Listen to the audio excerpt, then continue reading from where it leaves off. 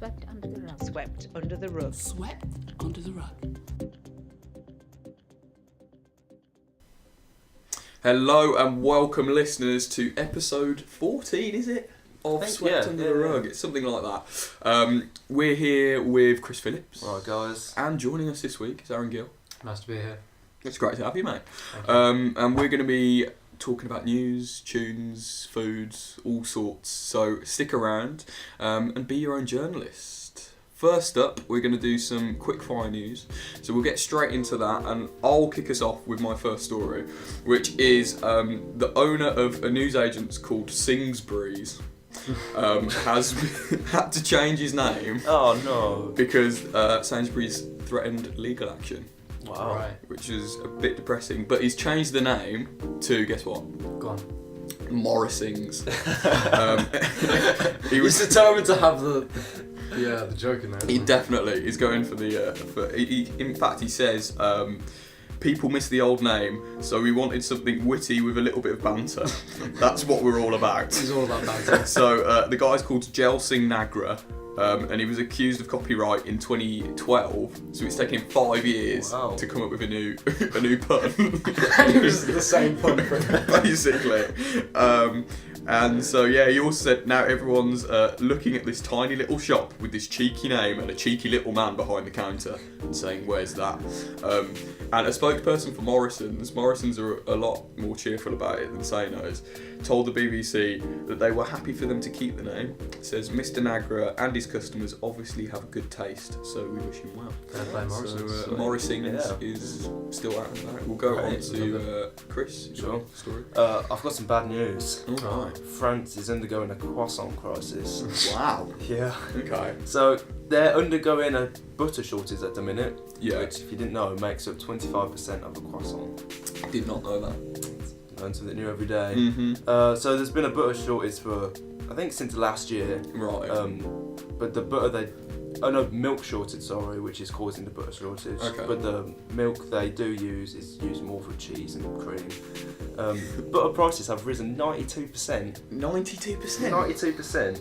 And Mathieu Labbe, I want to say, Sounds who is part of the baking industry body, this Okay. guy's serious, says they were paying 2,500 euros a tonne, but now it's 5,300 euros. Right. With croissant prices soaring, nearly doubling. Okay. That's a bit mental. Is everyone a croissant fan in the I do room? like a good croissant. Yeah. I love them. You Yeah. have to, don't you? Yeah, they're pretty good. We'll move on to Gil's story. Alright, I'm going to get a bit political now. Right. Obviously, after Theresa May won the election, but you know, Sort of. well, Got in. she got in, and when she got some support from the DUP, Uh-huh. now she's given £1 billion to the DUP in a deal to, in what she says, help Northern Ireland out, which it has. But now, of course, all Labour voters are saying, well, she was saying before there's no magic money tree, Yeah. and all of a sudden she's whipped out £1 billion and given it to Northern Ireland. So from Labour's point of view, they're very much saying, well, you're being a hypocrite and that money could have been spent on the NHS or, you know, other things that Labour were promising. But then from the Conservatives' point of view, they're saying, well, now we've made this deal with the DUP, Yeah. we need to build this strong relationship, so giving them that money would help relations. I think Theresa May was in a difficult situation after losing a majority, and really the only people she'd be willing to cooperate with were the DUP. Yeah. She's kind of alienated everyone else. Yeah. How long do you think she'll last? I don't think she'll last I don't long. think she'll last long, no, because even Conservatives aren't too fond of her, you know. Yeah, not after a couple of weeks ago. Yeah. Alright. Did you both vote? I did, yeah. Not for Theresa May. You're going to ask who I voted for, is that what you Yeah. I vote for Labour, Okay. being a student. You as well. Labour, yeah. Right. The You can be youth coming out. Yeah, you can be the odd one outside. No, I voted for Labour as well. There we go. Political opinions and probably things that we probably shouldn't be disclosing on the podcast. But there we go. That's the end of the quickfire news round. Coming up next, it's Mum's reviewing Glastonbury acts. I hope you enjoyed last week's little session with Dizzy and Jerry Halliwell and whoever the other one was, DJ Khaled. So more of that on the way after this short break. Stay locked. Hi, I'm Simon's mum, and you're listening to Swept Under the rug. Okay, Mum, you heard some of Bad Bad Not Good's set from Glastonbury. Mm-hmm. What do you think? What do you think of the name, first of all? Bad, bad, not good. Yeah, that was interesting. I wonder what it means, why they chose bad, bad, not good. Do you have any ideas? Not really. Bad, bad, not good. That's one I'll have to think about, really, to give you an answer. A sensible answer. And what did you think of the music? I enjoyed it. There were two pieces which were very different, I thought. Like the first piece and the saxophone introduction got my feet tapping. And it went into sort of that electronic sound which seemed quite out of this world, otherworldly like. I was listening to both pieces with my eyes closed because I wanted to sense the music. The second one reminded me of a waterfall. Right. And being on the beach and the waves crashing, and yeah, that's the imagery that came to mind when I listened to that second piece. And what do you, I like it. What do you mean? It was jazzy. Otherworldly. Like it was sort of just sort of out of space and just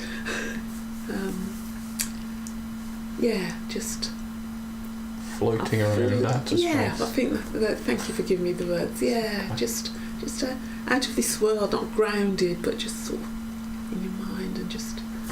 You sound like a hippie. Do I? And what do you make of the headgear?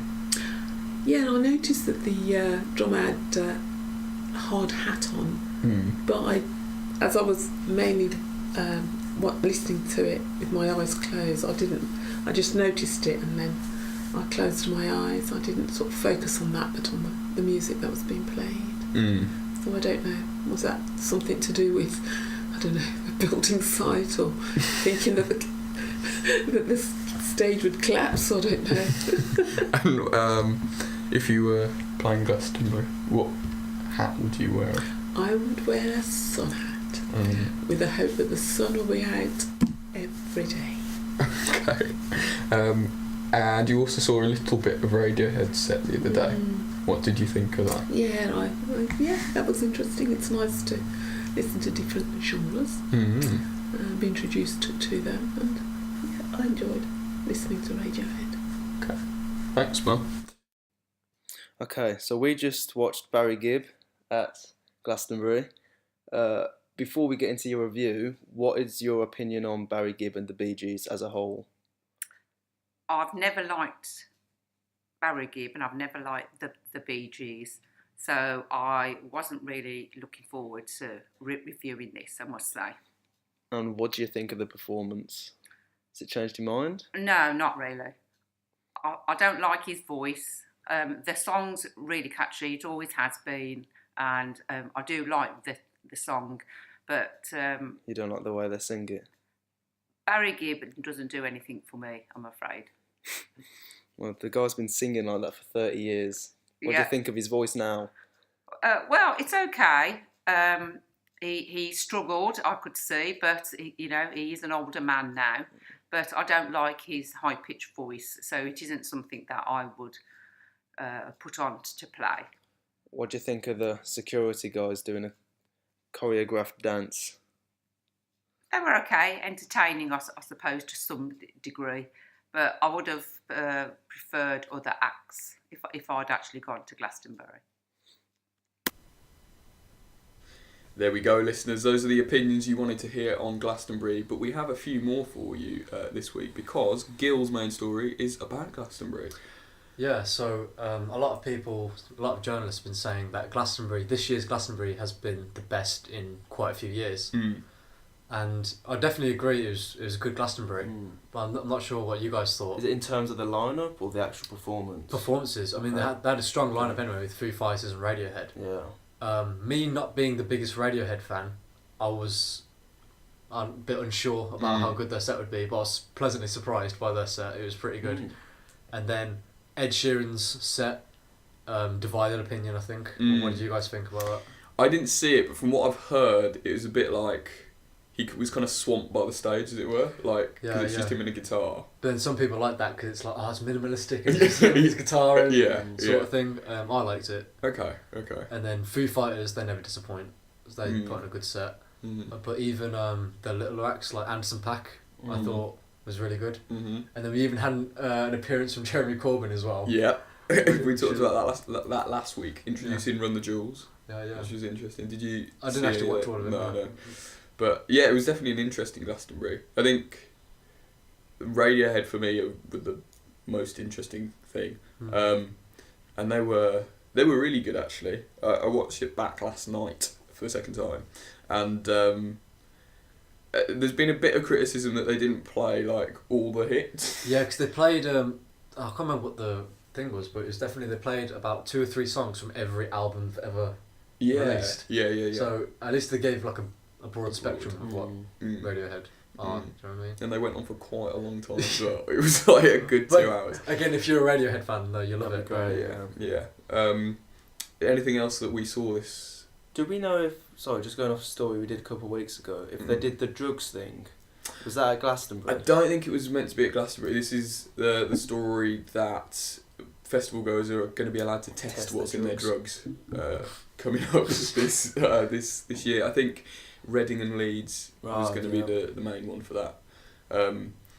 So Gil, it was basically basically you would test what's in your drugs before you took them, and then the authorities would take that sample away. But wouldn't they just take your drugs away from you because you have drugs? It doesn't seem to be the case. That's what we were kind of talking about, but it doesn't. No, I think they just give a small sample. Yeah. Get rid of that, but then if they know it's not safe and there's something else in it, they can get rid of the whole thing. Yeah. That's interesting. It was a bit of a weird one. But no, I don't think that happened at Glastonbury, as far as I know. Did you hear about Liam Gallagher's comment as well? No. About his kids doing drugs at Glastonbury? I did hear something briefly about that, yeah. It was a joke, obviously, but they were asking him about what do you think about your kids doing drugs at Glastonbury, and he just said something along the lines of, they will never be doing drugs at Glastonbury because I would have done them all. Which is just classic Liam Gallagher. Liam Gallagher. What do you make of... I was chatting to some people the other day who were saying that they felt Liam Gallagher was basically piggybacking on the whole Manchester disaster thing and kind of using it for publicity. I don't know. I think he definitely did want to help out, but I don't know, it's a tough one. But he did want to get Oasis back together for that Manchester gig. Yeah. And then obviously Noel Gallagher said no. So I don't know about that one.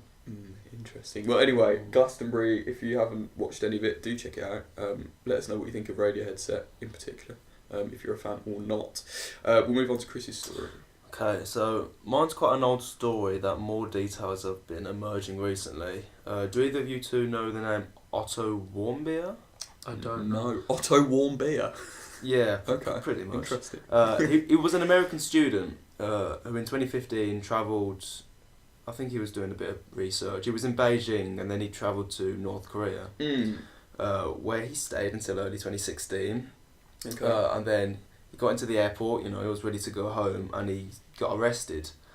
North Korea later said they were holding him for hostile acts and accused him of going into staff-only areas and stealing a motivational poster. He then appeared tearfully on camera admitting what he'd done, but a lot of people are questioning this as he was saying some really weird stuff, like the aim of my task was to harm the motivation and work ethic of the Korean people, which makes people think he was saying it under duress. North Korea released a video which apparently shows him stealing, but honestly the quality is so awful. They could have just put someone random there. He was sentenced for 15 years hard labour, so it's not just jail time, he's working. Wait, sorry, all this for stealing a poster? All this for stealing a poster. Jeez. Yeah. But then we hear shortly after this that Otto was in a coma. North Korean doctors said he suffered brain damage, and they said after the trial he contracted botulism. Do you know what that is? I don't. So I didn't know either. It's contracted through food. It can make you really tired, and I think it can be fatal. Right. So they gave him a sleeping pill, and he never woke up. And then this is the recent update now. He was released by North Korea after this and sent home where he died. Unfortunately. But doctors don't think he had botulism at all. Since botulinum, it doesn't really send people into comas, and if the sleeping pill would have done that, then he would have had to have had a ton of sleeping pills. Right. And instead, the coma and the brain damage is more likely oxygen deprivation, which obviously leads people to think it was being tortured in North Korea. It's another example of the brutality of North Korea, really. But you're getting a lot of like American, I think Senate maybe, who was saying North Korea needs to pay the price for murder. Yeah. Yeah, if all this was stealing a poster. It's mad. It's crazy. Not surprising necessarily, but it is crazy. So is the motivational poster just for like in a workplace or something? Or I guess so, yeah. Yeah, I think it was in a hotel. Right. Yeah. I mean, That's crazy, because I guess, obviously it's not justified at all, but I mean, No. if it was something like, again, taking a poster down of Kim Jong-un or something, then that would be more understandable. Yeah. But the fact that it's just in a random Well, I mean, if it was him workplace- putting a poster up, like, saying awful things about Kim Jong-un, then I would see what, like, you know, not why they did it, but Kim Jong-un's a bit loopy, you know, he'd do that, but... a bit loopy. That's a good description of Kim Jong-un. you know, Kim Jong-un there. he is, something's not right, but I mean, he yeah, I think that's clear, yeah. he took a poster, and it's, you know... Yeah. And you can kind of... I think if I was in North Korea, I'd want to take a little souvenir home. Wow. You can kind of understand... Well, not anymore. You'd be but scared to, Yeah. wouldn't you? You can Just understand don't take a what was poster going sign through. if you go to North Korea. Yeah, I'll Don't try go to not to. North Korea. Yeah, well, not planning on it. Although, if I win the Coke competition, yeah. I'm going to go to South Korea. What's this Coke competition? Basically, on all the Cokes now, this is not advertising for Coke, by the way, listeners, but Coke should Shameless plug. sponsor us. yeah, if you want to sponsor us Coke, get in touch. We're open to those kind of things. Any other fizzy drinks companies as well. Anyway, so yeah, on every Coke, they've got like a different place, a different city, and you can kind of enter a code to win a holiday to... Is it to that city? No, or you can basically pick okay. any. They've got a massive list, so I've entered quite a few times to try and get to South Korea. Why South Korea in particular? It just looked interesting. Out of the list, I was like, I quite like the idea of going somewhere kind of Far Eastern Right. and Seoul. Interesting, good mix of kind of culture and partying and all that kind of stuff. Like so, it. yeah. I don't know much about South Korea, but... Well, if I win, you know, you can Yeah, come. I'll 'cause come I get, with you, I get mate, yeah. +4 or something. +4? So, yeah. We'll do We can swept take the whole podcast So, there. yeah. I was we just about to should do say, that. do swept under the rug South Korea edition. There we go, listeners. If you fancy entering for us, you know, if you get any Cokes, please do. Anyway, moving on to my story, which is from Nigeria. And you both go to uni. Yeah. So can you imagine having a massive 17-mile trench around your university campus? Trench. So in Nigeria, at the University of Maiduguri, I think I'm pronouncing that right, they've started to build this 17-mile trench around the campus to prevent attacks by Boko Haram.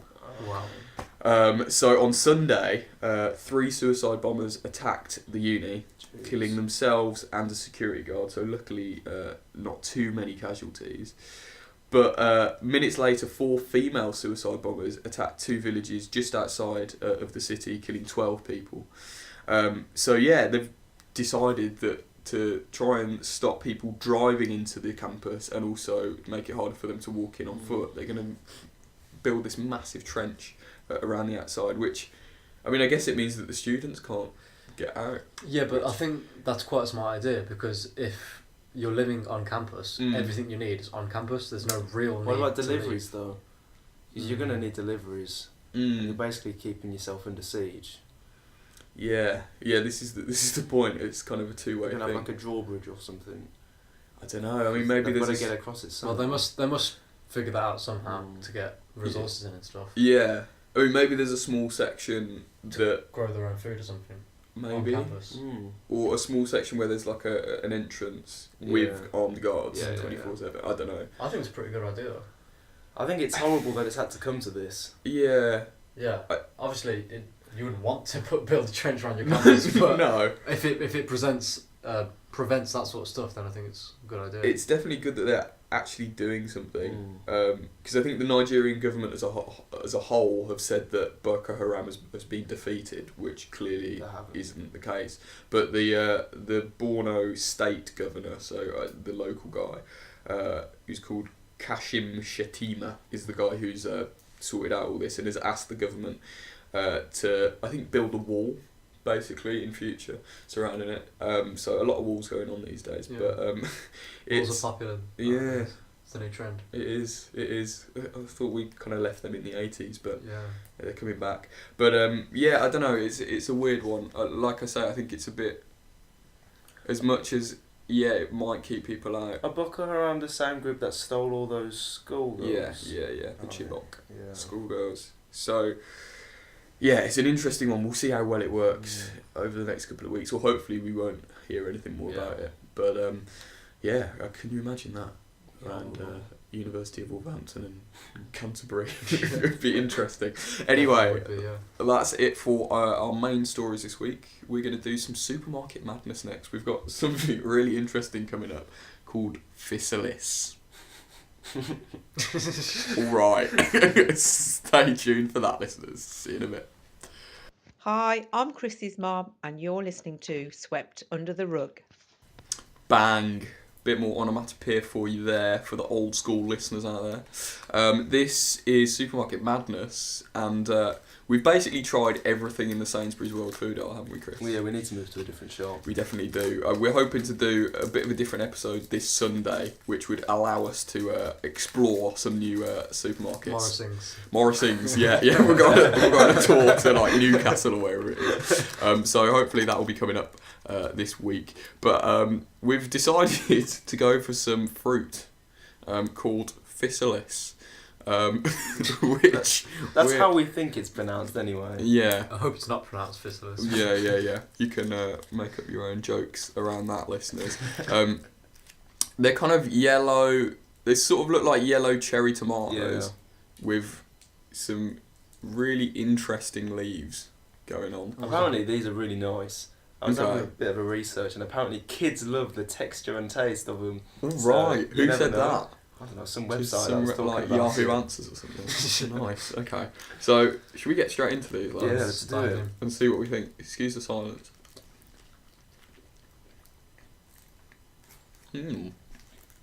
That's weirder than I was expecting. It's like a mini orange sort of thing. I can't tell what it tastes like. I'm sticking with the tomato thing actually. It does taste like tomato way, but I think the seeds make it.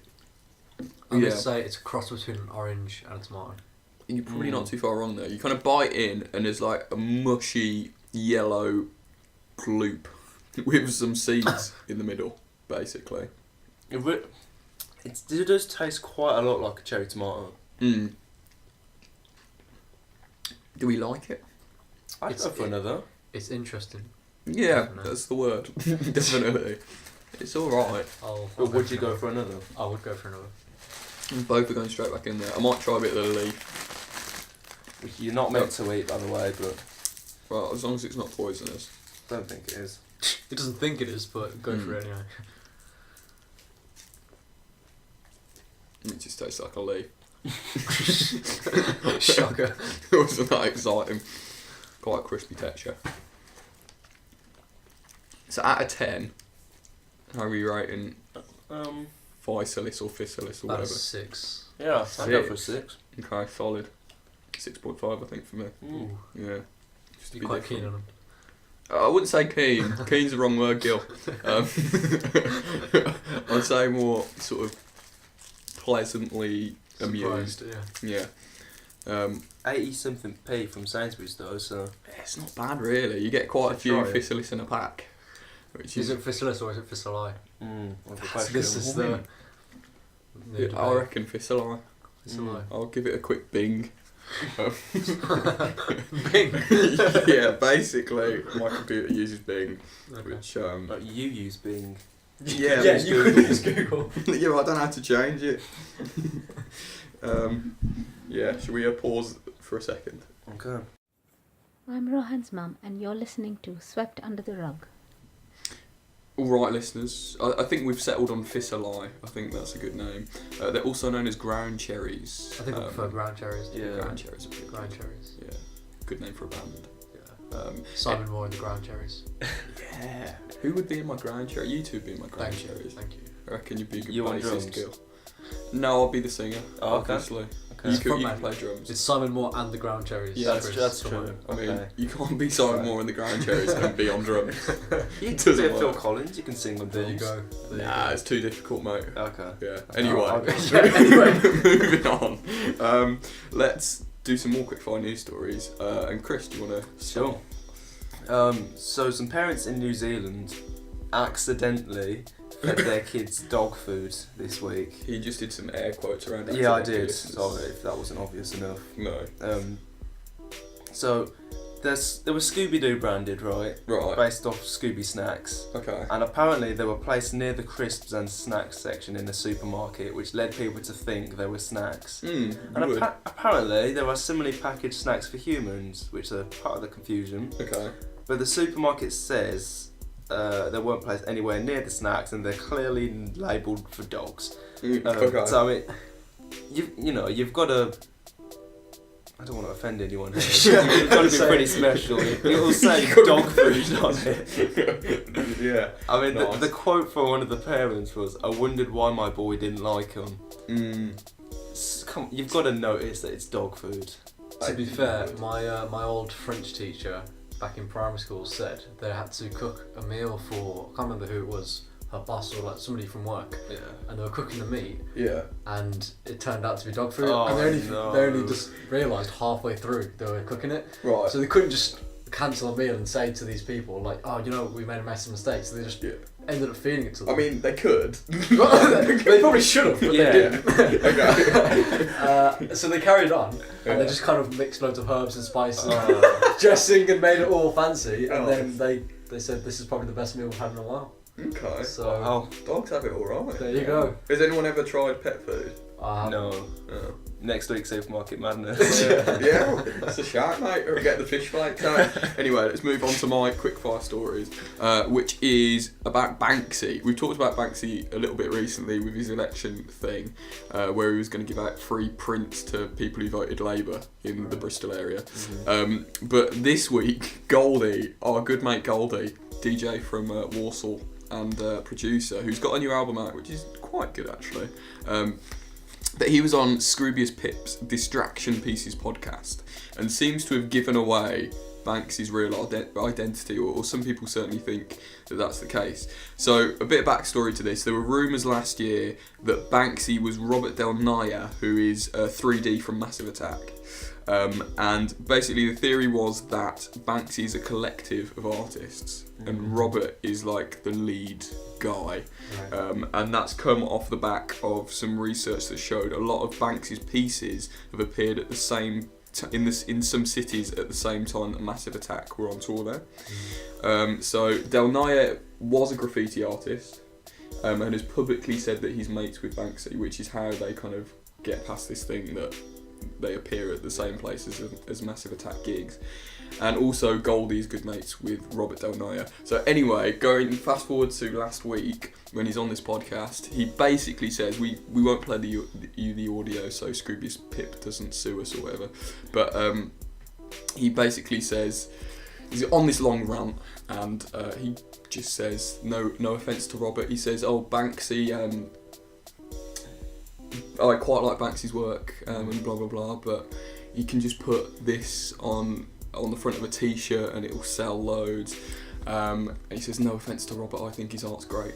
And then there's quite a massive There's this pause. really awkward pause where it was like, hello. I shouldn't have Just said that. something.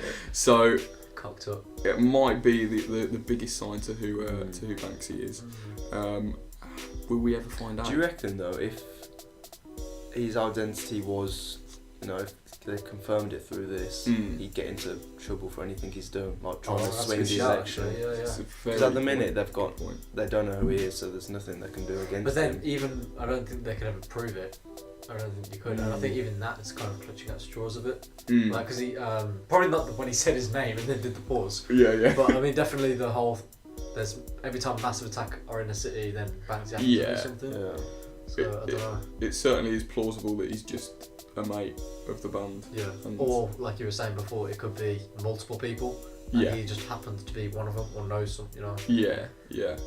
But yeah, interesting stuff. I'm very keen to find out who Banksy is. I'm also slightly keen to just keep it a secret. Yeah. No, I'd So- rather have it a secret. I think it's better. Yeah, I think the aura of it is better. you know? definitely. It's a lot more fun. Anyway, that's it for the news Gil's gotta do section his. of this podcast. No, it's not, because Gil's going to do his. Thank you, Simon. It's alright, mate. Yeah, so this week or last week, can't remember, is the 45th anniversary of the Godfather trilogy. Mhm. Well, since the first one. So the original cast have gotten back together for the first time since they shot it in 1974, I want to say. Okay. So De Niro organised it. So we've got De Niro, Al Pacino, Francis Ford Coppola, James Caan, the whole cast, and they did a massive, about 2-hour interview in America, and they were just giving behind the scenes info what it was like to shoot. And obviously it's Al Pacino's first ever film. It was one of De Niro's first ever films to get him recognised in Godfather 2, and of course that's what he won the Oscar for as well. Right. And they were just talking about how really they didn't know what they were doing, Yeah. because Francis Ford Coppola, that was his first big budget film, and the only thing he shot before that was kind of indie short films. And the only reason they gave it to him is because they were well under budget for it. So they thought, well, somebody who shoots indie films can definitely budget well for a film like this. So they gave it to Francis Ford Coppola, and throughout the entire shooting of The Godfather, they were probably going to sack him at any point because they thought, you can't pull this off. And then even casting Al Pacino, who had done nothing else before, he'd only been in Broadway performances. So they're doubtful about Al Pacino, they're doubtful about Francis Ford Coppola, and then they ended up making probably the greatest film ever made. Which I haven't seen. I haven't seen it either. Yeah. Are you joking? No. That I'm is sorry. disappointing. It is a little disappointing. That's very disappointing. Is it the second one where De Niro and Pacino are in it Yeah. together? Which is like one of 3 films where that happens. Yeah, like Heat, and then I think The Righteous Kill, which was awful. Yeah. Heat is great though. Yeah, Heat's good. Heat's Heat's good. brilliant But you haven't seen Godfather, No. guys. Yeah, sorry. Guys. All I know is the horse head bit. That's about it. Right, now it is actually the Now end it is. of this section and the end of the news for this week. We're going to come back at you though with some cultural recommendations after this short break. See you in a bit.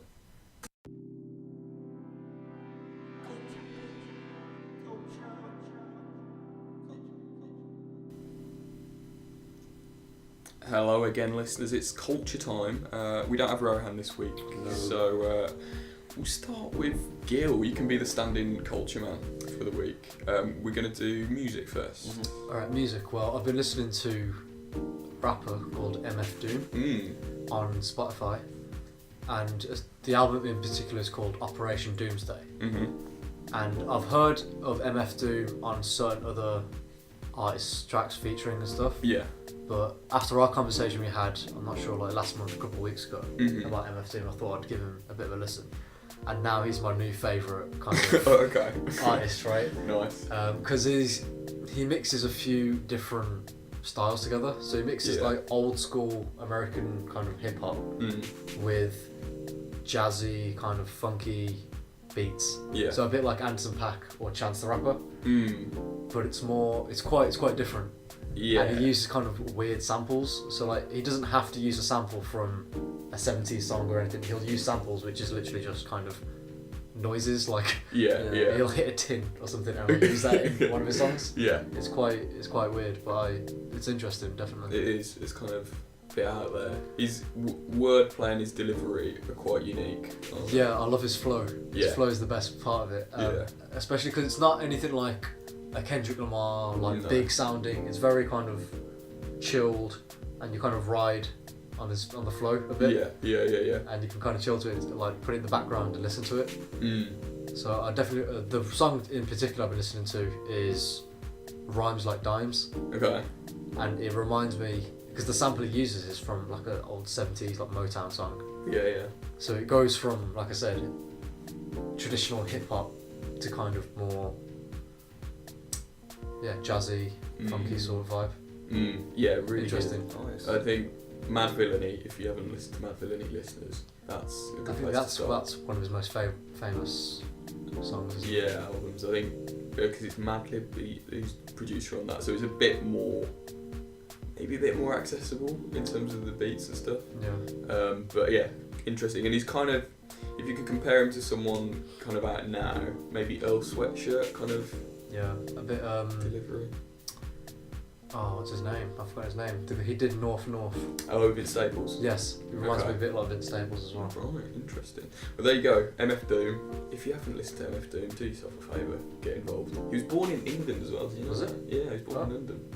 But who grew up in America, I'm guessing. Yeah, well, moved quite young. Anyway, fun fact of the day. So he was probably the best British rapper Yeah, around, really. And he grew up in America. Yeah. I think that says a lot about British rap, but Yeah. Anyway, we'll move on to Chris. I've been listening recently a lot to Metallica's latest album, Hardwired to Self-Destruct. Okay. I think it was quite anticipated. Some of their more recent stuff hasn't really been great. But this is quite back to the roots, very thrashy, very fast, aggressive, really good. Their best album since the Black Album, if any Really? Metallica fans know what that is. It's not as good.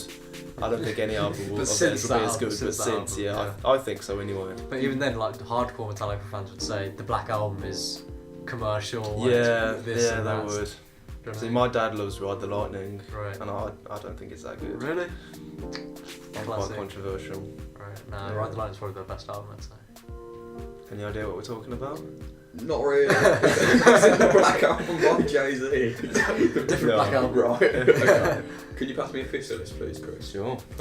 Black Album's the song with Enter Enter Sandman. Sandman on. Nothing else Right, matters. I've heard of that one. Not that one. The other one. It's Enter Sandman. Enter Sandman, yeah. Yeah. Yeah. Yeah. All right. Go on. Yeah, I was going to say, so what's... Because I didn't think Death Magnetic was too bad. It was alright. Is Death Magnetic the one that had... Cyanide and Yeah. What's the other one? My Apocalypse? Or Apocalypse? No. There's a song I really like. Something like... Oh, something End of the about... Line? No, I'm going to find it. I'll get back to you. I'll go with mine, and whilst you find that, which I haven't actually listened to it yet, but I just noticed that it came out possibly today, actually. So there's a producer called Floating Point who I'd argue, I don't know whether I want to say this, maybe the best producer in the world. What's his name? Floating Points. Is that a slight exaggeration? Yeah, it's a slight exaggeration. But and my personal opinion, he's right up there. And I say producer, they've now kind of gone into being a maybe 5-piece band, and they do sort of really jazzy, proggy, weird stuff. I'm liking it. And they've really released this record. I think it's just an EP rather than an album. That was recorded in the Mojave Desert. Wow. It's called Reflections. So I'm quite excited to listen to that. And there's a short film that goes along with it as well. Another thing I was going to mention musically, which I forgot to mention in the Glastonbury section, is I saw. I watched a bit of Kano and I watched a bit of Wiley at Glastonbury. And so Kano comes out and he has like a massive band. He's got guitar, keys, bass, drums, and sort of horn section. That was really exciting.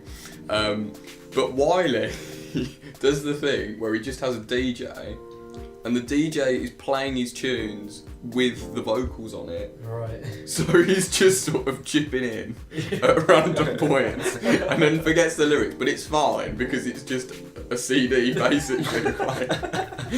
What do you make of that? It's one of the things I don't get about hip hop / grime.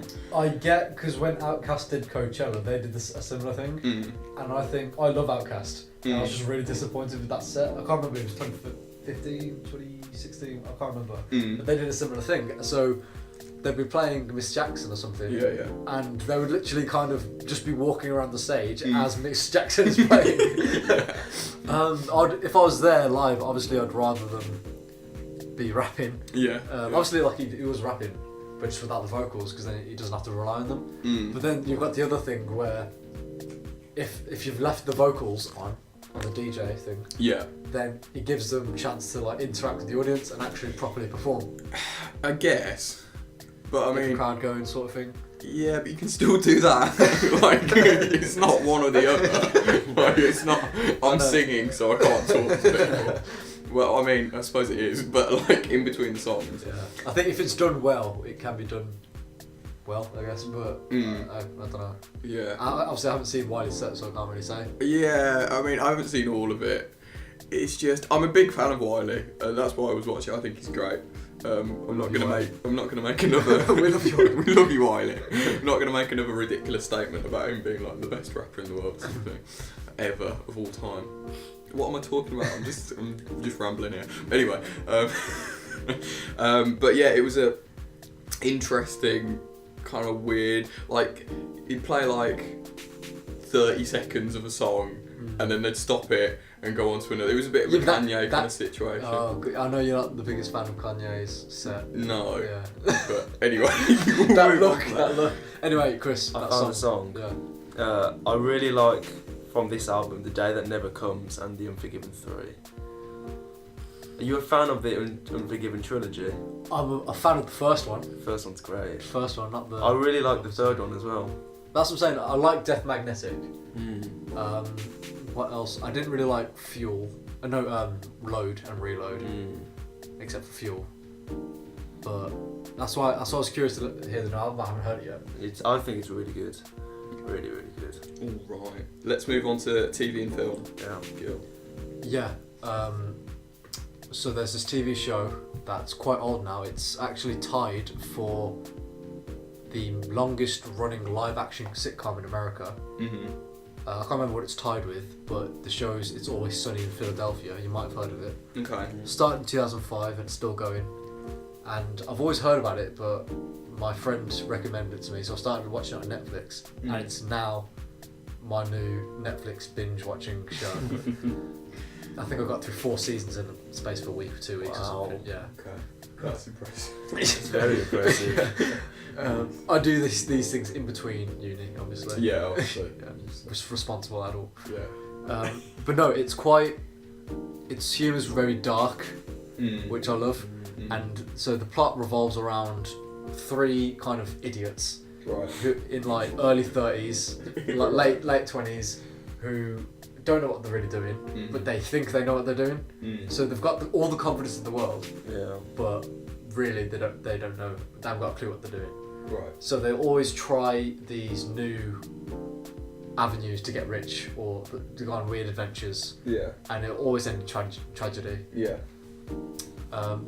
So the first episode, and they're like the literally the worst people in America as well. Literally the worst. Literally people the in worst. America. I'll tell you one of you plot. That's quite a difficult thing to do. Oh well, There's quite yeah. a few competitions. A few competitions. Okay, the bad people. Okay. Very bad people. So their friend, who's been working at the bar for about 5 years, so she's pretty much one of the, the friend group. She comes in, she says, "I'm pregnant." Okay. And they all look at her and go, "So, Charlie, what's going on with you?" With no regard for what's going on. And it's literally just plays on that humour for like the whole show, kind of Right. being mean's funny is the philosophy of the show. Is being mean funny, Chris? Not really, but when it's On TV, when it's it's yeah. Okay. Being mean is not funny, listeners. Don't be mean, be nice. Chris, what's your TV film? I've also been binge watching a sitcom recently for the second time, which is Friends. You can tell you're both off uni now. Yeah. Oh, you sit. Oh no, I had a really bad phase with Friends. Okay. During year 11 GCSE exam series. Right. Because I didn't really used to like it. I had a friend that was absolutely obsessed with it. Yeah. I'd never seen it, but because of how obsessed he was, Yeah. I automatically didn't like it. Yeah. And I gave it a go. Started watching, and it's so good. It's so funny. And this was the time of exams. I didn't get a lot of revision done. It's GCSEs. Yeah, Who I cares? did pretty well, so I was happy. Scratch that, listeners. GCSEs are important. Yeah, Thanks, Gil. This is why you're here, mate. I'm going through it all Keep again on at the track, minute. If you haven't seen it, I seriously recommend it. Did you It's say? It's one of the greatest shows of all Yeah. time. I feel like Yeah. most people have probably seen it. I don't like it. Any reason? First Godfather, now Friends. Come on. It's just American. It doesn't get much better than Friends, does it? No, yeah. Again, no offense to any American listeners out there. I just don't get it. I think sitcoms with laugh tracks just do. Well, it's not all laugh tracks. It's in front of an. Some of it is. Yeah, most of it anyway. Just I don't know. Anyway, not my scene. My TV and film for this week. Again, something I haven't seen, but is on its way out, or might already be out. No, it's out today, according to this. Happy days. Which is the new film from Edgar Wright, who directed Baby Driver. Yeah, directed Shaun of the Dead, Hot Fuzz, and The World's End, amongst others. Cornetto trilogy. Baby Driver, yeah. And so it's got Jamie Foxx in it, and a couple of other people, Kevin Spacey. The main guy, I kind of recognise him. I'm not sure where from. It's like some young. Let me try and find it. I've heard pretty good things about Baby Driver actually. It seems to have got some quite good reviews on here. Ansel Elgort. No, maybe I don't recognise him. Which of his face? I don't know. I don't think I recognise him. I don't know. Right. Okay. But anyway, he's kind of a. What was he in? He was in The Fault in Our Stars, which I've never seen. I haven't seen but maybe that's where I recognise him from. But anyway, so that's coming out today. So get along to your local cinema. What's it about? Check it out. So basically, this guy's a getaway driver, as far as I can understand, and it's just a bit of an action comedy thing. And he is constantly listening to music throughout the whole thing. Sounds like it's up my street. Mm-hmm. Yeah, it does. All right. So, any more cultural bits? Yeah, I picked up a book. Okay. I think this is one of the first It's books. like the second ever book on the show. Get intellectual. Yeah. It's written by an ancient monk. All right. Yeah, there you go. Slow down, girl. Like 500 years ago, but the author obviously has kind of adapted it and made it into English. And it's called The Poetry of Enlightenment, and it's literally just a massive book of poems, all dedicated to Buddhism. But they can be applied to everyday life. It's not just about kind of Buddhist teachings. So one of them, my favourite that I've kind of had a look at, is called Calming the Mind. And essentially it's just saying too much knowledge can be a bad thing, because you're always thinking, always doubting yourself. Yeah. Whereas if you calm your mind and don't think as much, overthink about things, you can go into things without worry, more confident, and therefore more successful. Okay. Interesting. And the book kind of centres around that kind of philosophy about, calming yourself, being enlightened, rather than overthinking or overstimulating yourself. Nice. Chris, have you got anything? Not I'm not really. sure I can compete with that. No. I think we should end with a reading of Calming the Mind. Oh, Is alright. there- It's you got quite a like long. your- It's quite a long poem, but I'll Or read a few- little section. A little section, right? I'll start off. Too much knowledge leads to overactivity. Better to calm the mind. The more you consider, the greater the loss. Better to unify the mind. Excessive thinking weakens the will. The more you know, the more your mind is confused. A confused mind gives rise to vexation. The weakened will obstructs the Tao. Don't say there is no harm in this. The ensuing pain may last forever. Don't think there is nothing to fear. The calamities churn like bubbles in a boiling pot. Poetry. Finishing today's Swept Under the Rug. Buddhist poetry and everything. More like diversity here. Yeah. It's swept under the rug. What a time to be alive. Thanks for tuning in, listeners. We'll see you again very soon. We're hoping to do one this weekend. We've got some exciting things, hopefully, in the pipeline. But we'll let you know when we know. Thanks for listening. Have a great week. Try in a bit. Ladies and gentlemen, this is Simon Moore and the Ground Cherries. On backing vocals we have Chris Phillips and Aaron Gill. Alright. Let me hear your Ground Cherries. I'll take you there. What will you do? I'll take you there. This is Swept Under the Rug. I'll take you there. Episode 13. 14. I'll take you there. Who cares? I'll take you there. On I'll take episode you 14. there. Where is Rohan? I'm missing you. Oh yeah, we'll take you there. We'll take you there. We'll take you there. We'll take you there. We'll take you there. We'll take you there. Oh yeah.